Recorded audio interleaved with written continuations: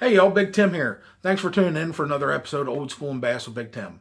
Today we're going to get a little bit more in depth and talking about tournaments. Today we're going to talk about team tournaments and what you can expect and how is the best way to handle them. So, you'll hear them called team tournaments, you'll hear them called buddy tournaments, jackpots, wild cards, wildcats, whatever. They're basically all the same thing. And how to find them, it's pretty easy. Go to any boat ramp that there's a lot of fishing activity, and you can talk to anybody that's pulling a boat out. They will probably tell you there's a tournament there every whatever night of the week, every other weekend, every other Saturday, every other Sunday, whatever. If it's a paid facility, maybe you talk to the attendants at the ramp. Maybe they can tell you. If there's a gas stock, maybe talk to the guys at the gas stock. Maybe they can tell you what time of the week there's a tournament.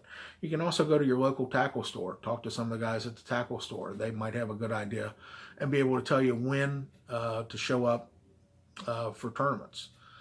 So the team or buddy tournaments are pretty easy to get into. You show up at the ramp. There's generally no membership fee. Well, there are some. And some of the organized trails, such as USA Bass and NTBA or NBAA, there's a lot of different tournament trails out there. A lot of times you can just get online and Google team tournament trail if you want to find a trail. But if you just want to find the ones that don't cost entry or a membership fee and just show up the ramp, that's probably the best way to do it. Like here, we have a Thursday night tournament on the Ohio River at 5 o'clock out of Big Bone every week. And we generally fish that every week. I fish it with one of my best friends that we fished together for, 10, 15 years, and we just have a blast. So we work it out we have a great system. We function as a team very well. First thing you got to talk about is expense. It costs to get involved in the tournament. There's the gas in the truck to get down to the ramp. There's gas in the boat to get out and go fish. There's the entry fee for the tournament. And these things cost money. You just can't have $5 or $10 and show up and expect to go fish. So generally what happens is, I take care of the truck. I use my truck to tow the boat down. So we use my gas and my boat in the truck. And then my partner pays for the entry fee. That's most of the time. Now, if we win money, we split it right down the middle. Doesn't matter if it was a big fish, doesn't matter who caught it. We're both splitting the money. If we won the tournament, but my partner caught 5 fish and I caught none, which does happen, we split it down the middle. Because next week, I'm liable to be the guy that catches 5 and he doesn't catch any. A little more unlikely, but it does happen. And that's what makes a great team. Being able to pull the other guy along when maybe he's struggling or you're struggling, he pulls you along. But the money and deciding how you're going to handle the finances before anything happens is imperative. I mean, it's so easy. My partner Joey and I have fished together, like I said, for 10 or 15 years, and I don't think we've ever had any kind of even crossword about money. We've always handled everything right down the middle. And now if we go away to a travel on a team tournament, we try to split the cost a little bit more, down the middle. I'm not saying we're not splitting them down the middle anyway, because I think we're doing a fair deal on the river. Because some days we may not run very far. The entry fee for the Thursday nighter is $30 or $35. And some days, we may spend more than $35 in gas to go. Like if we drive up to Tanner's Creek, that's going to cost us a lot. But there's other days that we fish right there in Big Bone and it doesn't cost us anything. So it kind of balances out. So decide about money before anything happens. You don't want to lose a good friend because of money. And like I said, Joey and I have been together for 10, 15 years, and we've never had any kind of argument, crossword, anything about money. Now, we may have differences of opinion on how and when to fish, but, sometimes that's going to happen. So another way that Joey and I are a great team are the fact that, and when I say great team, don't take me wrong. Don't make me think, I'm not trying to say that we win all the time. Matter of fact, I don't think we won it all last year. But what makes us a great team, we're a great functioning team. We generally don't throw the same bait at the same time, so we can try to figure out what the fish want. If Joey catches one on a spinnerbait and then catches another on a spinnerbait, by all means, I'm down tying on a spinnerbait. If I'm catching him on a brush hog and he's throwing a beaver, and I catch a couple fish on a brush hog, he's tying on a brush hog. We win and lose as a team. We make decisions together. We try to. Sometimes I'm a little bit more hard-headed, and I admit it. Sorry, Joey. But, I do have a little bit more experience.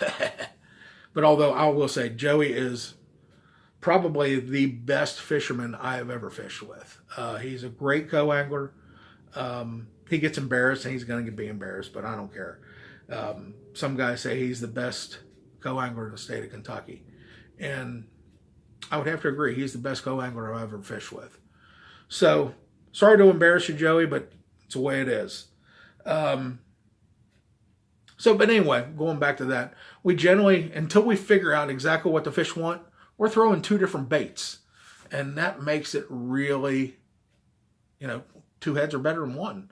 It makes it a lot faster to try to figure out what the fish are eating. So that is a benefit.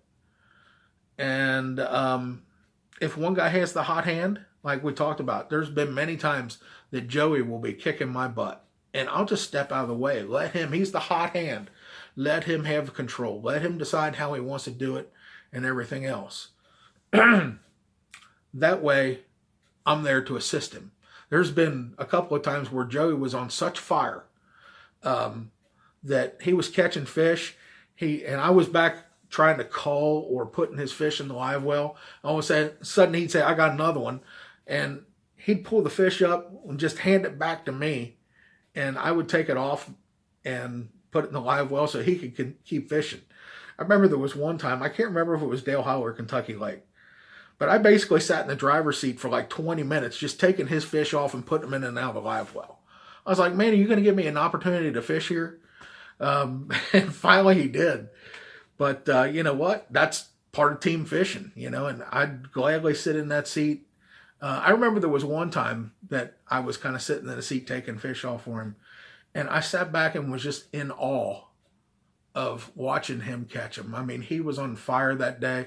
I did not want to get in his way. I mean, he was just incredible. So there's that. That helps make us a good team. But if you're just starting out, you're both kind of learning, definitely make sure that you're throwing two different baits until you catch a couple fish. One fish doesn't tell the story. If you catch two fish, then you need to start thinking about changing up. And by all means, if your partner's got you down 3-0, you better be paying attention exactly to what he's doing. And I mean the exact color, everything. Try to mimic what he's doing, because you guys are going to get paid as a team. Doesn't matter who catches the 5 fish, but you want to try to have 5. So the cool thing about the team tournament situation, like I said, you can kind of see my passion with it, is having fun. That's what tournament fishing is all about. And team tournaments for me are a lot of fun because I get to fish with some really good guys. I fished with Joey, like I said, now for about 10 or 15 years. And I treasure every minute that we're in a boat together. Now, granted, don't get me wrong, occasionally we will clash. I get a little hard-headed a lot.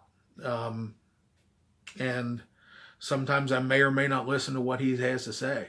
Sometimes I feel like he don't want to tell me because he knows I'm not going to listen anyway.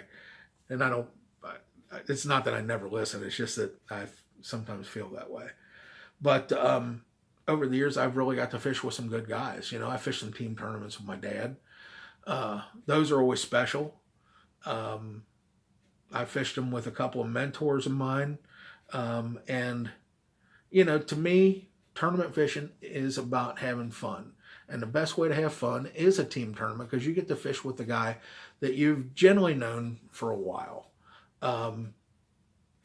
So I'll tell you, for me, a tournament has to be fun. That's one of the reasons I say I'm retired from tournament fishing, is because um, if I don't think I'm going to have fun on it anymore, I probably don't want to fish. And sometimes the schedule, if I look at it and think about it, I'm thinking, well, that doesn't look like that would be very fun. If it looks like it's going to be an aggravation, I'm not going to do it. But it's all about having fun. And so that being said, I didn't really want to talk about this yet. We'll get into it in another episode, but I said I retired from tournament fishing, and I may not be a whole 100% retired. The Kentucky Bass Nation here had a tournament scheduled for Green River Lake, and I love Green River Lake. I've done very well down there. But I do not have fond memories down there in March. I used to go down there when I was a kid and my dad was fishing, and it was the worst times, the worst conditions that you can imagine. So my memory bank of Green River in March is very, very negative. So I did not want to think about going down there. But we've had all the flooding and everything else, so the Bass Nation has decided to change that tournament to Dale Hollow. It's one of my favorite lakes. It's hard for me to go down there unless I have a tournament, because it's so hard for me to drive past Lake Cumberland. I know, I love Dale Hollow, but it's just so hard to drive past Cumberland to get to Dale unless I have a tournament, unless I have a reason or an excuse to get there. So they made it at Dale Hollow. They also made it at one of my favorite times of the year. So I'm really wrestling with the fact that now, am I going to retire? Am I going to go ahead and go fish that tournament? Well, we talked about fun. And one of the things about that is practice days, the drive down. So it turns out that Joey is going to be off that Friday anyway. I've been able to arrange it with my boss where I can be off Friday. So Joey and I could go down and fish Friday together and practice, have a blast, laugh, giggle like a couple little girls, and have a real good time. But that's going to mean I'm going to have to not retire. So I wouldn't be surprised if you all see me at Dale Hollow. Hopefully the weather's good. I'm not looking forward to bad weather, but man, I'd love to feel the sun on my face, and love to get some filming done at Dale Hollow. And more importantly, I'd like to go spend some time with Joey. And then I can also go down and see some of my other friends that I've made from across the state with the Bass Nation. And that's one of the benefits of the draw tournaments that we'll talk about in another episode. Draw tournaments, I've had a lot of fun and made a lot of friends from around the state, from around the region. And yeah, it's a lot of fun. So anyway, hopefully might have some footage from Dale Hollow in a week or two. Until then, we're looking forward to the Bassmaster Classic. And I'm also going to tape another episode about, more specifically, the draw tournaments. What to expect, what not to expect. How to plan for it, and different things like that. But until then, have fun, good fishing, and remember, subscribe if you haven't already. Please share with your friends, and like I said, the more subscribers that we get, the more episodes we can make. I'm excited to say that I finally got a GoPro to have some of the on the water footage. So hopefully we can get it all figured out in time for the Dale Hollow trip and get you some really good footage down there. Hopefully we can catch them. If we go, we're not 100% sure. You'll have to wait and see. So thanks for tuning in. We'll see you next time.